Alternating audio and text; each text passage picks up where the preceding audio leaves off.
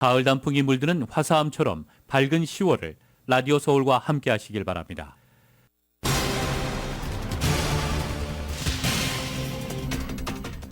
동부 메인주 루인스턴에 있는 볼링장과 식당에서 어젯밤 총기 난사 사건이 발생해 최소 22명이 사망하고 수십 명이 다치는 최악의 총기 참사가 벌어졌습니다. 총기 난사범은 아직 체포되지 않은 가운데 용의자 직업은 훈련을 받은 총기 강사이며 지역 예비군 소속으로 밝혀졌습니다. 이스라엘군이 팔레스타인 가자 지구에서 개전 후 가장 큰 규모의 지상 작전을 펼쳤습니다. 보병뿐 아니라 탱크까지 진입했다 철수했는데 본격 지상전을 향한 수순이라는 분석입니다. 미국은 가자지구 주민들을 인도적 차원에서 지원해야 한다면서도 휴전에는 반대하고 있습니다. 이렇게 셈법이 복잡한 미국을 향해서 국제사회에 비판이 나오고 있습니다. LA 전역에 악명 높았던 노숙자 텐트촌이 잇따라 철거됨에 따라 캐런베스 LA 시장의 노숙자 대책 효과가 점점 나타나고 있다는 평가입니다. LA 한인타운을 관할하고 있지만 언어의 장벽으로 많은 한인들이 어려움을 겪고 있는 올림픽 경찰서에 한국어 통역자 상주 프로그램이 다시 부활됩니다. LA 호텔 근로자들 15,000여 명이 임금 인상 등 근로조건 개선을 외치며 파업 시위를 벌였습니다. 릴레이 파업으로 이어간다는 계획입니다. 연방하원감독위원회는 김치의 날 결의안을 오는 12월 6일 본회의에 올려 채택하기로 했습니다. 미국 권력 서열 3위 하원 의장의 공화당 소속 4선 의원인 친트럼프계 마이클 존슨 의원이 선출됐습니다. 이에 따라 의장 공백에 따른 하원 파행이 22일 만에 마침표를 찍게 됐습니다. 자동차 업체 포드와 전미 자동차 노조 측이 6주째 이어진 파업을 끝내기 위한 잠정 합의에 도달했습니다. 지난주 신규 실업수당 청구 건수가 전주보다 40건이 증가한 21만 건으로 집계됐습니다. 지속되는 고금리에도 불구하고 소비자들이 지갑을 열면서 3분기 미국 경제 성장률이 큰 폭 확대됐습니다. 시진핑 중국 국가주석이 다음 달 에이펙 정상회의가 열리는 개빈 뉴섬 캘리포니아와 관련해 개빈 뉴섬 캘리포니아 주지사와 만나 양국 관계 개선 신호를 보냈습니다. 일본의 후쿠시마 원전 오염수 배관 청소를 하던 직업 인부들이 방사능 물질이 포함된 오염수를 뒤집어서 병원으로 실려갔습니다. LA 클리퍼스가 포틀랜드와 시즌 개막전에서 123대 111로 승리했습니다. 폴 조지, 카와이 레넛, 러셀 웨스트브룩이 모두 건강히 경기를 치렀습니다. 파리 생제르맹의 이강인 선수가 AC 밀란과의 챔피언스리그 조별리그 경기에서 데뷔골을 터뜨렸고 팀은 3대 0으로 승리했습니다. 오늘 뉴욕 증시는 혼조세 보이고 있습니다. 원달러 환율은 1360원으로 마감했습니다. 남가주 오늘 대체로 맑겠고 LA 한인타운 낮 최고 기온 71도 예상됩니다. 이 시간 주요 뉴스는 하늘 위 호텔 세계 최대 항공기 아시아나항공 A380에서 차별화된 서비스를 만나보세요. 고국까지 편안하고 안전하게 모시는 아시아나항공 제공입니다. 여러분 안녕하십니까? 김윤정입니다. 안녕하십니까? 유지승입니다. 2023년 10월 26일 목요일 라디오 서울 모닝 뉴스 2부입니다. 어제 저녁에 이 소식 들으신 분들 또 깜짝 놀라셨죠? 또 총기 난사가 벌어졌습니다. 최소 22명이 사망했다라고 지금 당초 보도가 나오고 있는데 지금 메인주에서 기자회견을 하고 있는 중입니다. 잠시 연결해 보겠습니다.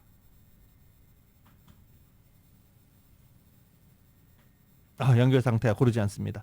현재 메인주에서 진행하고 있는 기자회견을 통해서 보면 현재까지 18명이 숨지고 13명이 부상한 것으로 현재 전해지고 있는 상황입니다. 용의자는 육군 예비군 소속의 40세 남성으로 정신병력이 있는 것으로 드러났고 용의자는 아직 체포되지 않았습니다. 하지만 용의자가 타고 도주한 차량은 현재 발견된 것으로 전해지고 있습니다. 용의자를 찾는 데 병력을 집중하고 있다라고 현재 메인주에서 기자회견을 하고 있는 중입니다. YTN이 보도합니다. 길거리에 있던 시민들이 놀란 발걸음을 재촉하며 서둘러 피신합니다. 총기 난사 사건이 벌어진 건 현지 시간 25일 저녁 7시쯤 식당과 볼링장 등 두 곳에서 무차별 총격이 벌어져 20여 명이 숨지고 수십 명이 다쳤습니다. Over 10, where at least I knew they were shots. And then when I got on top of the bowling machine, it was a lot of ruckus back there. 현장에서 총격범이 달아나면서 주민 대피령이 내려졌고 각 상점과 사무실, 학교도 폐쇄됐습니다. 용의자는 40살 백인 남성 로버트 카드. 갈색 셔츠와 청바지를 입고 소총을 겨눈 채 범행 현장을 누비는 모습이 CCTV에 포착됐습니다. 수사 당국은 공개 수배령을 내리고 그를 추적하고 있습니다. 용의자가 타고 다닌 것으로 추정되는 흰색 SUV 차량은 시청 청사 인근에서 발견됐습니다. Police are currently searching for a Robert R. Card, 4-4 of 1983 of Bowdoin. Card is considered armed and dangerous. He is a person of interest, however. 미 육군 예비군 소속인 카드는 훈련을 받은 총기 교관으로 최근 정신병력으로 치료를 받은 것으로 확인됐습니다. 이에 따라 수사 당국은 일단 테러리즘의 징후는 없는 것으로 보고 있다고 현지 언론은 전했습니다. 미 백악관은 조 바이든 대통령이 계속 보고를 받고 있다며 연방정부와 연계해 수사를 벌이고 있다고 밝혔습니다. 미국에서는 지난 2019년 텍사스주 월마트에서 총기 난사 사건으로 23명이 숨졌고 지난해에도 텍사스의 한 초등학교에서 벌어진 총기 사고로 어린이 19명과 교사 2명이 사망했습니다. 이번 참사는 이들 사건에 이어 최악의 총기 난사 사건으로 기록된다고 현지 언론은 전했습니다. YTN 최영수입니다. 미국 내 총기 난사 사건이 올 들어 565건 발생한 것으로 집계됐습니다. 어제 메인주에서 일어난 것까지 포함해서 올해 전국적으로 발생한 총기 난사 사건이 모두 565건에 달한다고 총기폭력 기록 보관소가 밝혔습니다. 연방수사국 FBI는 수많은 총격 사건 가운데서도 범인을 제외하고 총격 피해자들이 4명 이상일 경우 단순 총격과 구별해 총기 난사 사건으로 구별하고 있습니다. 올해 실시한 총기 난사 사건과 관련된 설문조사 결과 총기에 의해 사망한 가족이 있는 경우는 미국 성인 5명 가운데 1명꼴로 나타났고 이 사망 가족에는 살인 피해와 자살 경우까지 모두 포함된 수치입니다. 또 총기로 위협을 받은 개인적 경험 역시 미국 성인 5명 가운데 1명 정도가 있었습니다. 총격으로 인한 부상을 목격한 경험이 있는 사람도 평균 미국 성인 6명 가운데 1명꼴로 나타났습니다. 다시 메인주 한번 연결해 보겠습니다. People encouraged to do? Is there DNA being, tested from family members who may have missing loved ones? Like, what's that approved right now? Yeah, so we did have a family a reunification center open last night. We do have behavioral health liaisons that are fully engaged to work with families and work with loved ones. And work with victims, for that matter, that may be in the hospital and seeking treatment. So those things are actively occurring. 현재 We're dealing 메인주에서 with each one of those 기자회견을 situations 하고 있는 중입니다. separately. 메인주 So 기자회견을 하고 있고 지금 희생자들에 대해서 이야기를 하고 있고요. 가족들과 같이 잘 이야기를 하고 있다 이런 이야기도 하고 있습니다. 용의자는 아직 검거되지 않았습니다. 메인주 총격 사건으로 18명이 숨졌고 13명이 부상한 것으로 지금 메인주 정부는 밝히고 있는 중입니다. 용의자는 아직 검거되지 않았습니다. 용의자는 검거되지 않은 가운데 용의자가 타고 도주한 차량은 현재 발견된 것으로 알려지고 있습니다. 저희가 계속 속보 들어오는 대로 정리해서 소식 전해드릴 수 있도록 하겠습니다. 어제 또 LA에서는 기가 막힌 절도 행각이 벌어졌습니다. 영화 같지요? 근데 이게 현실로 왔을 경우 주민들이 받는 충격 엄청납니다. 일부러 프리웨이에서 차를 들이받아 사고를 냅니다. 프리웨이 속도가 빠르죠. 사고를 내면 큰 사고로 이어질 수 있습니다. 일부러 사고를 낸 뒤에 고급차만 골라서 일부러 사고를 낸 뒤에 차량 안에 있는 물건 그리고 운전자의 소지품 싹 다 훔쳐서 달아나는 그런 절도 행각이 어제 벌어졌습니다. LA 한인타운 인근이어서 한인 주민들도 어제 깜짝 놀랐습니다. 프리웨이에서 고의로 차 사고를 낸 뒤 강도 행각을 벌인 사건이 어제 10번 프리웨이 한복판에서 발생했습니다. 어제가 아니죠. 24일입니다. 캘리포니아 고속도로 순찰대에 따르면 지난 24일 화요일 오후 1시 25분 10번 프리웨이 동쪽 방면 알링턴 애비뉴 바로 서쪽에서 발생했습니다. 용의자들이 탑승한 검은색 다치 캐러밴 차량은 일부러 고급 세단 검은색 알파 로메오 차량을 들이받았습니다. 사고 직후 마스크로 얼굴을 가린 용의 남성 4명이 벤 차량에서 내려서 로메오 차량을 살펴보던 피해 운전자에게 달려가 금품을 강탈했습니다. 그리고 알파 로메오 차량에서 연기가 피어오르고 있는데 용의자들이 뛰어들자 피해 남성은 차량 앞에서 무릎을 꿇고 두 손을 머리 위로 치켜 올렸습니다. 그러자 용의자들이 모든 소지품을 싹 다 훑어갑니다. 그리고 나머지 3명은 차량 앞좌석, 뒷좌석, 조수석 트렁크 샅샅이 뒤져서 물건이 될 만한 것들은 싹 다 쓸어갔습니다. 환한 대낮에 차량이 많이 다니는 10번 프리웨이 한복판에서 목격자들이 휴대전화로 촬영을 하는데도 용의자들이 아랑곳하지 않고 범행을 저질러 충격을 더하고 있습니다. 그리고 용의자들은 범행 후 그 옆에 세워둔 흰색 쉐보레 말리부 차량을 타고 도주했습니다. 다찌 캐러반으로 사고를 내고 그리고 옆에 세단을 타고 도주를 한 겁니다. 계획적이었다는 거죠. 공범이 있다는 얘기입니다. 캘리포니아 고속도로 순찰 때는 용의자들은 무기와 쇠 지렛대를 소지하고 있었다라고 설명하기도 했습니다. 캘리포니아 고속도로 순찰 때는 이번 사건과 관련해 주민들의 적극적인 제보 당부했습니다. 최근 도시 곳곳에서 발생하는 대규모 경범죄가 증가하고 있는 가운데 일부 로컬 정부들이 범죄 증가 원인으로 꼽히는 일명 제로베일 정책의 반기를 들고 시행 중단을 요구하는 소송을 제기해서 결과가 주목됩니다. 이 가운데 캘리포니아 법원도 지난 23일 시정부들의 소송이 부당하다는 LA시와 LA 카운티 검찰청의 각하 요청을 기각한 것으로 나타나 제로베일 정책이 다시 도입돼서 시행될 수 있을지 불투명한 상태입니다. 법원의 소식을 전문적으로 다루고 있는 콜트하우스 뉴스 측은 어제 가주법원이 LA시와 LA 카운티 검찰청에 제출한 소송 각하 요청을 기각했다고 전했습니다. 당초 이달부터 적용될 예정이던 제로베일 정책은 경범죄로 체포된 용의자를 24시간 이내에 사법심사를 거친 뒤 판사 재량에 따라 현금 보석금 없이 석방을 허용하는 제도입니다. 노동부가 지난주 신규 실업수당 청구 건수를 발표했습니다. 21만 건으로 전주보다 10,000건이 늘어나게 집계됐다라고 밝혔습니다. 하지만 여전히 낮은 수준이죠. 고용시장 열기가 가라앉지 않는 것은 경제 상황을 반영했기 때문으로 보입니다. 고유가 등 높은 물가, 고금리로 인한 가계 부담 증가에도 소비자들은 지출을 줄이지 않고 있는 것으로 해석되고 있습니다. 물가 상승률 목표치 2%를 달성하기 위해 고용시장 진정을 기대하는 연방준비제도의 고심이 깊어질 것으로 현재 예상되고 있습니다.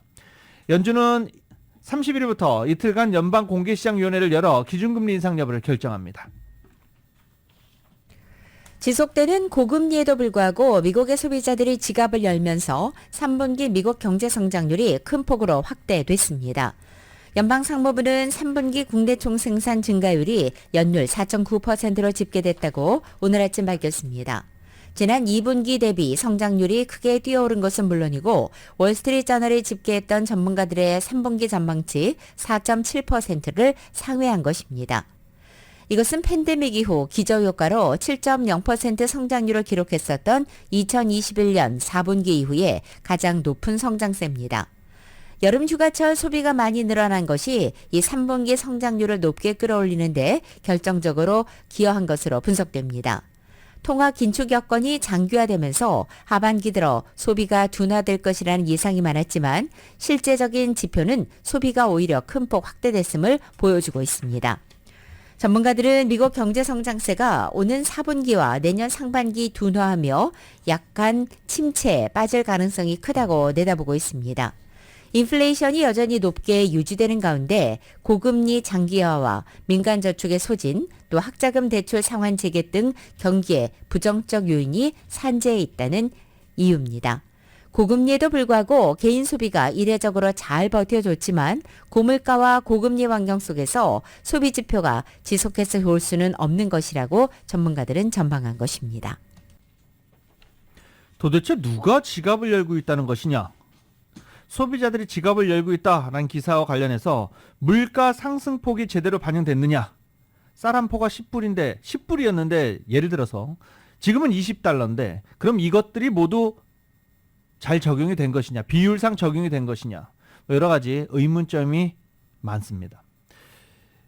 도대체 누가 그렇게 소비를 하고 있느냐, 뭐 또 그렇게 물어보시는 분들도 많으시죠.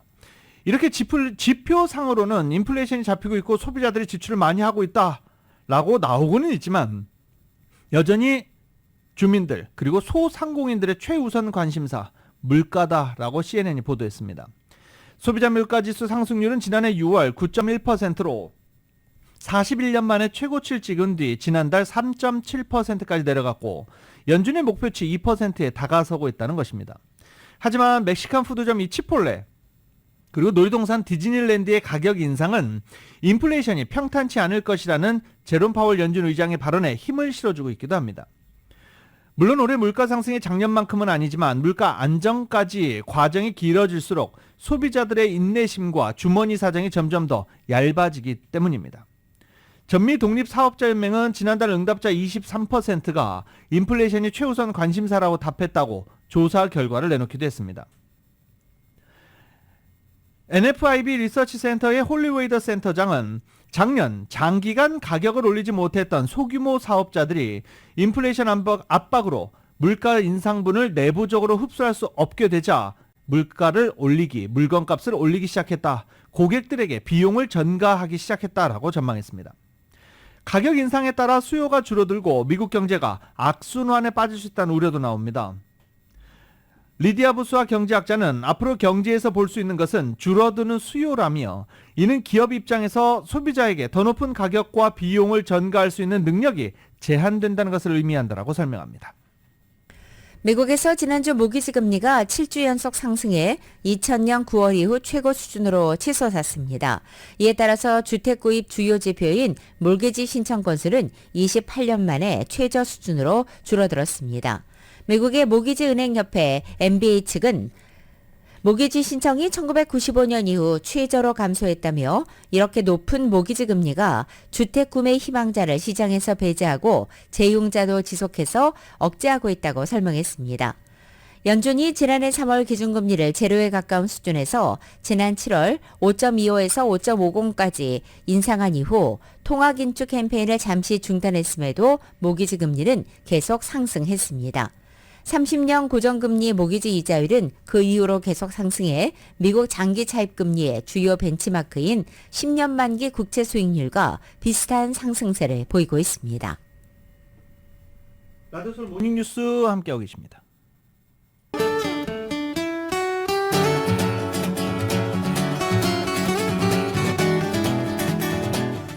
10월 26일 목요일 남가주의 날씨입니다. 오늘 이른 아침 남가주 지역 다소 흐린 하늘로 시작했지만 점차 거치면서 대체로 맑은 날씨 보이겠습니다. 낮 기온 어제와 비슷하게 유지돼서 다소 서늘한 가을 날씨는 이어지겠습니다.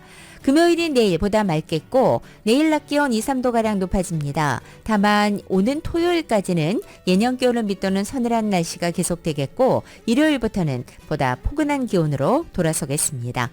LA 한인타운 오늘 낮 최고 기온 71도, 밤 최저 기온은 56도, 오렌지 카운티 지역 73도, 58도, 밸리와 일랜드 엠파이어 지역은 73도, 53도, 해안 지역은 68도, 57도로 예상됩니다. 한국은 오늘 부분적으로 구름 지나겠고 서울의 오늘 아침 최저 기온 43도, 낮 최고 기온은 67도 예상됩니다.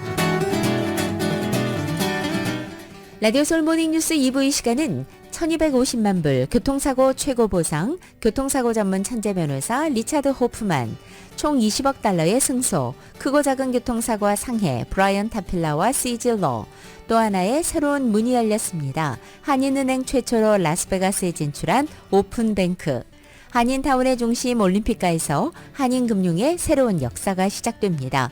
올림픽 지점을 새롭게 오픈하는 US 메트로뱅크 공동 제공입니다.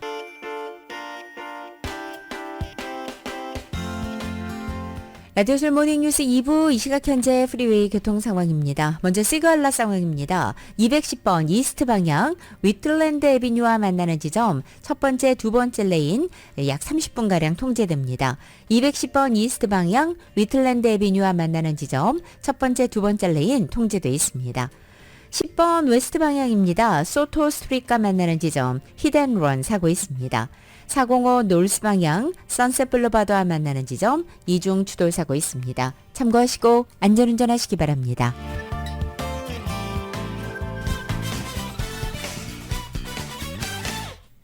라디오솔 모닝뉴스 함께하고 계십니다. 영어가 좀 불편하신 분들, 뭔가 신고하고 싶어서 올림픽 경찰서에 가면 통역하시는 분들이 없어서 너무나 답답해 하셨죠. LA 한인타운을 관할하고 있다는 올림픽 경찰서에 한국말 하는 사람이 없어요. 언어 장벽으로 많은 한인들의 신고나 문의에 어려움을 겪고 있던 LA 경찰국 올림픽 경찰서 한국어 통역자 상주 프로그램 다시 부활하게 됐습니다.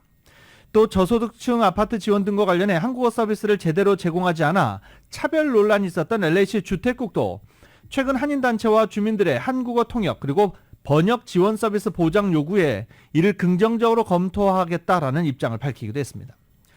올림픽경찰서 한국어 통역의 경우 앞서 지난 2012년 LA 한인회가 당시 티나니에토 서장과 협의해 약 4년간 통역 자원봉사자가 올림픽경찰서에 상주하고 한인들의 신고와 문의를 도왔었습니다.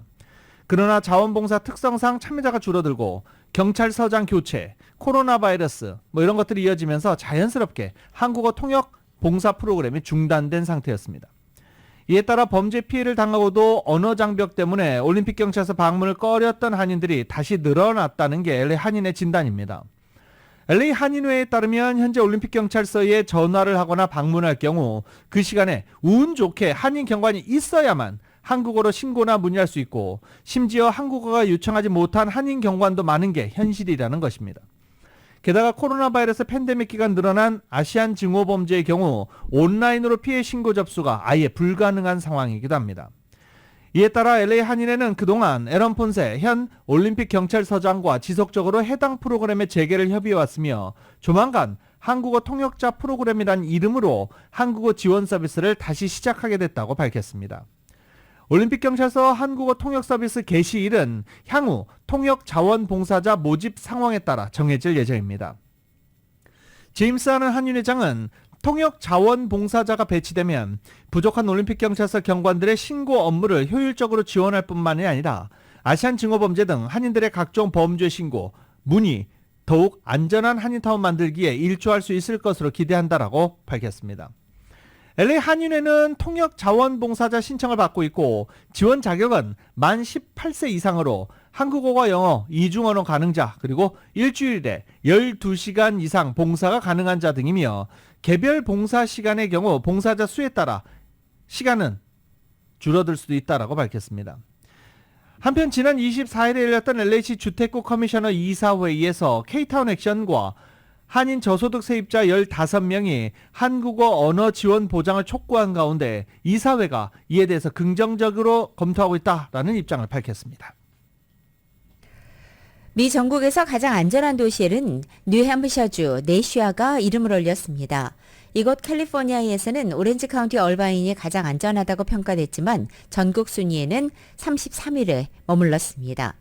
재정 전문 사이트인 월렛 허브가 폭행사건, 교통사고 사망자 수, 그리고 총기 난사 발생 건수 등 모두 41개 기준을 토대로 해서 전국의 도시 안전도 순위를 매긴 결과 이 내용입니다.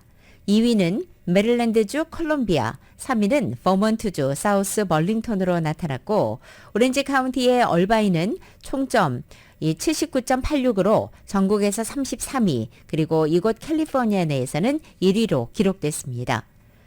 한편 LA와 샌프란시스코 등 캘리포니아주의 대형 도시들은 상대적으로 저조한 점수입니다. 샌디에고는 69위, 세크라멘토 103위, 샌프란시스코가 153위, 그리고 LA는 174위로 꼽혔고 캘리포니아의 샌버나디노 카운티는 전국 180위, 그리고 이곳 캘리포니아 주 안에서는 가장 위험한 도시로 나타났습니다. LA에 커다랐던 노숙자 텐트촌이 잇따라 철거됨에 따라 캐런베스 LA 시장의 노숙자 대책 효과가 점차 나타나고 있다라는 그런 평가가 나왔습니다. 이 마베스타 지역 405번 프리웨이 인근 베니스 블루버드에 10년 넘게 자리하고 있던 노숙자 텐트촌이 철거됐습니다. 이 지역 노숙자 텐트촌은 일부는 LA시에 속해 있고 일부는 컬버시티 시의회 지역으로 나뉘어져 있어서 그동안 텐트촌 철거 조치가 어려웠었습니다. 이 때문에 이 지역에선 노숙자들의 마약 남용, 마약 거래, 화재 등의 사건 사고가 끊이지 않아 지역 주민들의 불만이 가장 컸던 지역 중에 하나입니다. LA시 당국의 인사이드 세이프 프로그램 작업의 일환으로 이 캠프촌이 끝내 철거됐고 약 50명의 노숙자들이 주거 지원을 받았습니다. 인사이드 세이프 프로그램이 지난해 12월부터 시작된 노숙자 위기에 대응하기 위한 조치로 LA시 노숙자들을 호텔, 모텔 등으로 즉각 이동시키는 것을 목표로 하고 있습니다. 또 이 프로그램은 노숙자들이 거리 위에서 사망하는 일을 예방하고 노숙자 정신건강치료, 텐트촌 제거, 노숙자에게 장기 주거지 제공, 그리고 모든 LA 주민들의 거주지 위생성 향상 등을 위해서 마련됐습니다. 이달 11일에도 LA시는 한인타운에 위치한 버질 중학교 인근 노숙자 텐트촌을 철거한 바 있습니다. 그런데 사후 관리가 중요하죠. 텐트촌을 철거했다라고 철거한 곳에서 기자회견하고 난 뒤에 한 달 정도가 지나고 나면 텐트가 하나씩 다시 들어서서 한 서너 달 후면 다시 텐트촌이 형성됩니다. 사후 관리가 아주 중요하다. 다시 한번 강조되는 부분입니다. 어제 LA 다운타운에서 호텔 근로자들이 이 임금 인상을 근로조건 개선을 외치며 파업 시위를 벌였습니다. 로컬 소식 이은 기자가 종합해드립니다. 25일 LA 다운타운에서 호텔 근로자들이 임금 인상 등 근로조건 개선을 외치며 파업 시위를 벌였습니다. 이날 파업에는 60개 호텔에서 근무하는 직원들이 참여했습니다.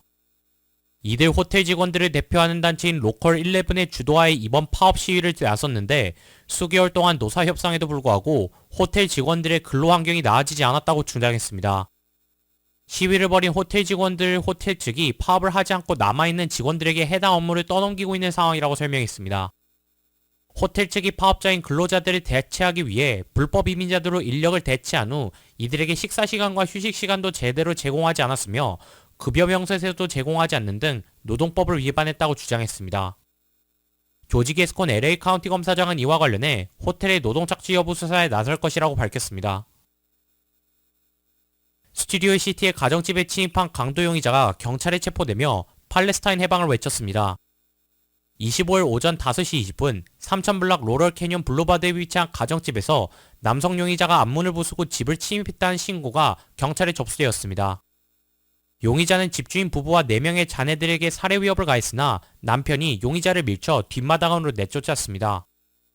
LA 경찰국에 따르면 남성 용의자는 주방칼을 흉기로 소지하고 있었으며 해당 용의자는 체포되는 과정에서 팔레스타인 해방을 외쳤다고 설명했습니다. 한편 이번 일로 부상자는 발생하지 않았습니다. LA시 당국이 시 공무원의 코로나19 백신 접종 의무화 해제에 나섭니다.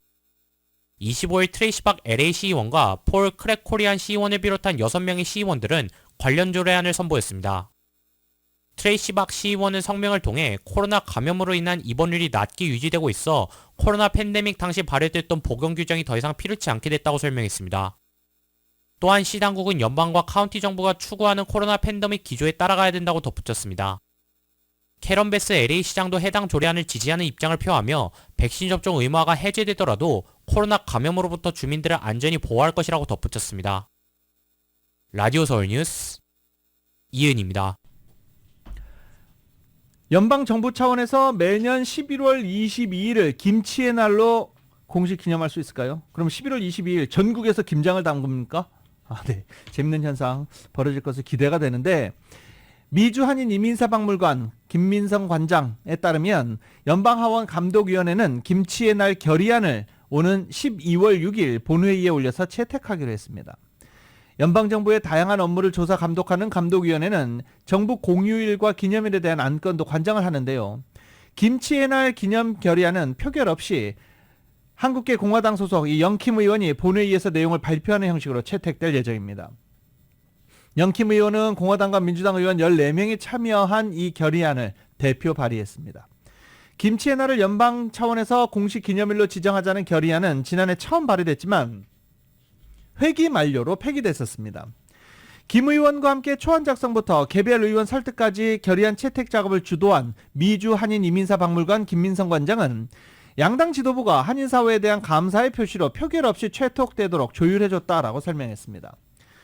영킴 의원이 발표할 이 결의안에는 김치가 유산균, 비타민, 각종 영양소를 풍부하게 제공하는 한국 전통식품이고 미국에서 한국계가 아닌 다양한 소비자들에게 사랑받고 있다라는 내용이 담겨 있습니다. 또 올해가 한인 미주 이민 120주년이자 한미동맹 70주년이고 한인사회가 미국에 다양한 공헌을 했다라는 내용도 언급되어 있는 것으로 전해지고 있습니다. PCB뱅크가 올해 3분기 안정적인 실적을 발표했습니다. 자산 예금 대출이 전년 대비 증가했고 월가 전망치에 부합하는 순이익을 기록했습니다. PCB뱅크의 3분기 순이익은 702만 달러로 전년 동기에 비해서 1% 증가했습니다. PCB뱅크는 올해 20주년을 맞아 지속적인 성장 전략을 이어나가겠다고 발표하기도 했습니다. 어제 PCB의 실적 발표는 23일 뱅크 오브 홉, 24일 한미은행에 이어서 나온 것이며 오늘은 오픈뱅크와 US 메트로은행이 각각 3분기 결과를 발표하고 CBB뱅크가 남가주 한인은행 중 마지막으로 27일에 그 결과를 발표하게 됩니다. 캘리포니아주 당국이 지난해에 이어 올해도 몇 달에 걸친 폭우와 폭설로 인한 엄청난 강우량으로 홍수 발생이 우려된다며 주민들에게 이를 대비할 것을 촉구했습니다. 강력한 대기해강 형성으로 발생한 기록적인 캘리포니아 홍수가 발생한 지 1년도 지나지 않은 상황에서 주 재난 대비 당국자들이 올겨울 다시 발생할지 모를 캘리포니아 홍수 위협에 대해 논의한 것입니다. 국립해양대기국이 발표한 겨울날씨 전망 보고서에 따르면 올겨울 4년 만에 처음으로 강한 엘니뇨 영향을 받아 북동부와 서부 지역의 겨울 기온이 평년보다 높고 습한 기후가 나타날 것으로 관측됐습니다. 특히 캘리포니아주는 작년에 이어 올해도 겨울 폭우가 내릴 것으로 전망된 가운데 주정부 관계자들은 주민들에게 앞으로 몇 달 동안 발생할 수 있는 광범위한 홍수에 대비하라라고 촉구했습니다. 캘리포니아 주정부 관계자들은 주 전체에서 700만 명 이상의 주민들이 홍수 위험 지역에 거주하고 있고 심지어 많은 사람들이 이 사실을 모르고 있다라고 전하기도 했습니다. 또 캘리포니아 58개 카운티들은 지난 20년간 빠짐없이 모두 홍수로 인한 비상사태를 겪었다라고 지적했습니다.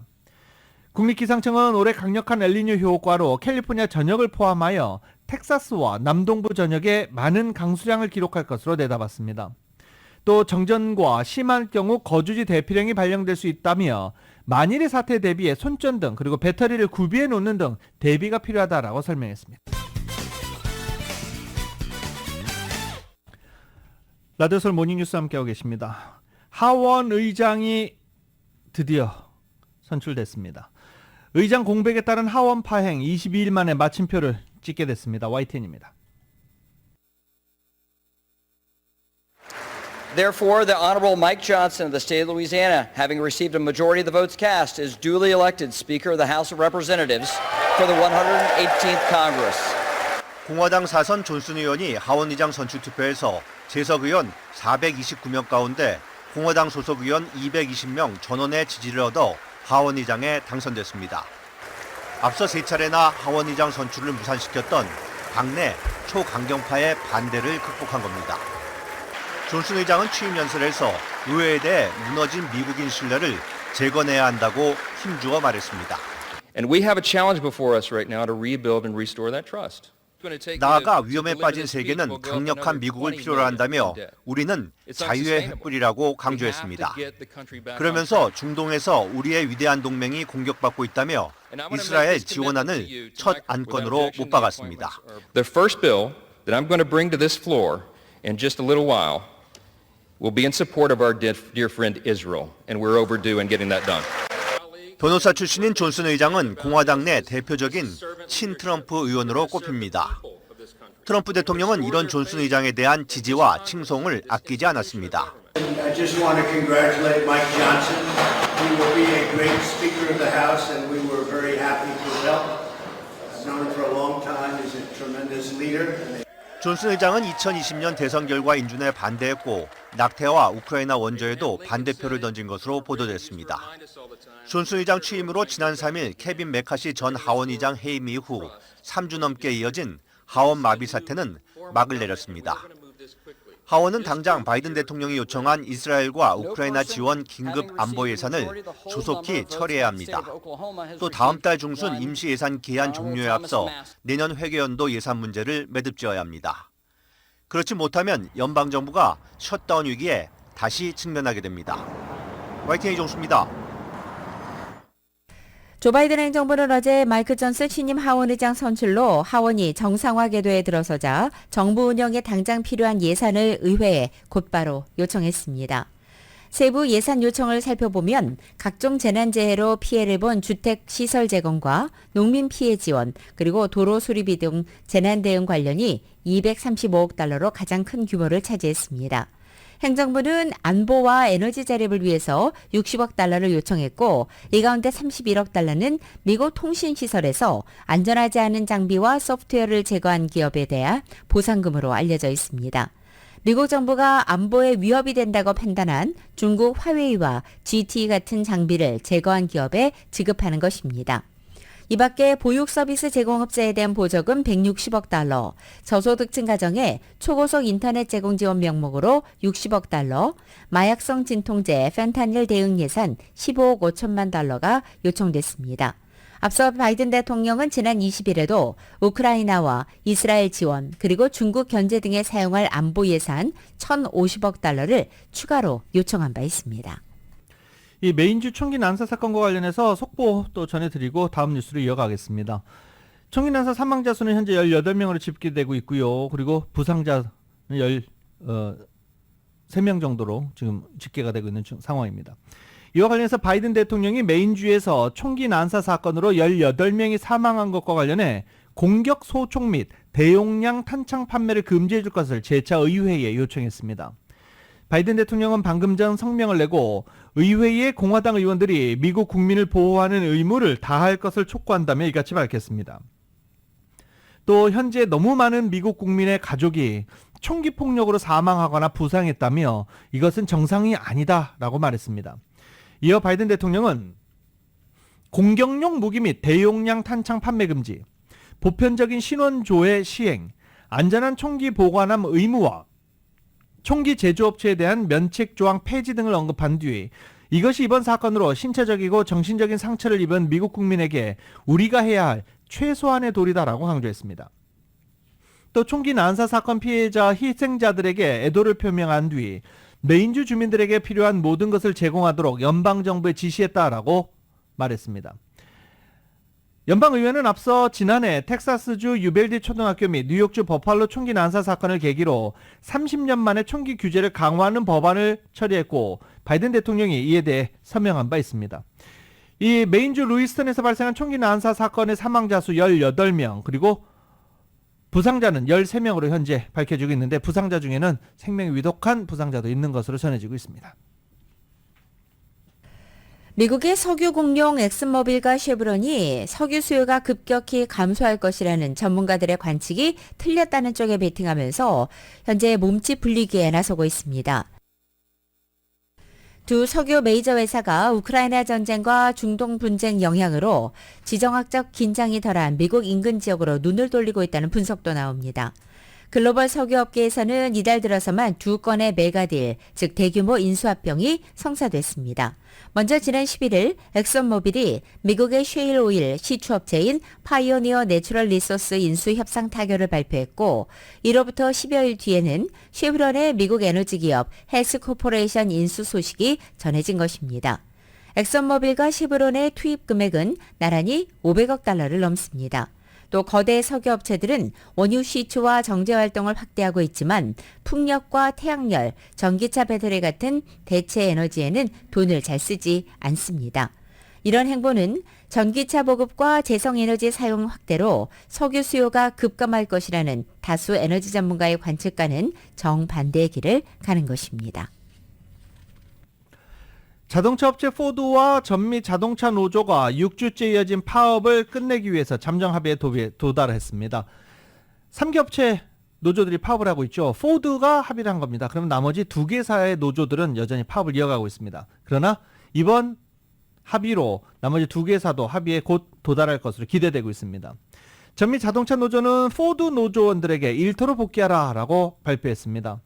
양측 협상 대표는 직접 만나 최종 이견 조율에 들어갔고 결국 어제 잠정 합의에 이르렀습니다. 이번 합의는 자동차 3사에서 동시에 벌어지는 초유의 파업 사태를 종식시킬 돌파구가 될 수 있을 것으로 평가되고 있습니다. 포드와의 합의는 다른 두 자동차 제조업체와 합의에도 영향을 줄 수 있지만 다른 합의는 아직 발표되지 않았습니다. 자동차 노조는 포드의 모든 근로자에게 직장에 복귀할 것을 촉구했고 아직 교섭 중인 GM과 스텔란티스에 압력이 될 것이라고 밝혔습니다. 숀 페인 조합원장은 영상 연설에서 우리는 포드에게 돈을 내라고 말했고 그들은 그렇게 했다라며 우리는 누구도 가능하다고 생각하지 않았던 일을 해내고 있다라고 말했습니다. 페인 회장은 포드가 지난 9월 15일 파업이 시작되기 전보다 50% 더 많은 돈을 테이블 위에 올려놨다라고 덧붙였습니다. 바이든 대통령은 이번 합의에 대해서 힘든 싸움 끝에 선의의 협상을 거쳐 오늘 밤 역사적인 잠정 합의에 도달한 자동차 노조와 포드에 박수를 보낸다라고 밝혔습니다.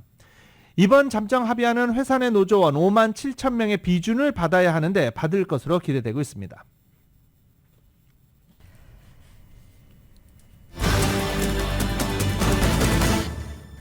이스라엘 군이 팔레스타인 가자 지구에서 개전 후 가장 큰 규모의 지상작전을 펼쳤습니다. 이틀 전처럼 보병뿐만 아니라 탱크까지 진입했다가 철수한 것입니다. 본격적인 지상제를 향한 수순이라는 분석이 나왔습니다. YTN입니다. 불도저가 무너뜨린 장벽 사이를 탱크들이 통과합니다. 현지 시각 25일 밤 이스라엘 지상군이 가자지구 북부로 진입하는 장면입니다. 이스라엘 공군도 전투기를 동원해 250곳이 넘는 가자지구 내 목표물들을 공격했고 해군은 칸 유니스 지역의 지대공 미사일 발사 기지를 정밀 폭격했습니다. 이스라엘군은 하마스의 기반 시설과 대전차 미사일 발사 기지 등을 파괴했으며 지난 7일 개전 이후 가장 큰 규모의 공격이었다고 설명했습니다. 이스라엘군은 거듭 다음 단계 전쟁을 위한 준비라고 밝혀 본격 지상전이 임박했음을 시사했습니다. 이스라엘군은 특히 이번에 정밀 공격한 로켓과 미사일 발사대 등이 모스크와 유치원 등 민간시설 근처에 있었다며 하마스가 의도적으로 민간인 거주지를 테러 목적으로 사용하고 있다고 비난했습니다.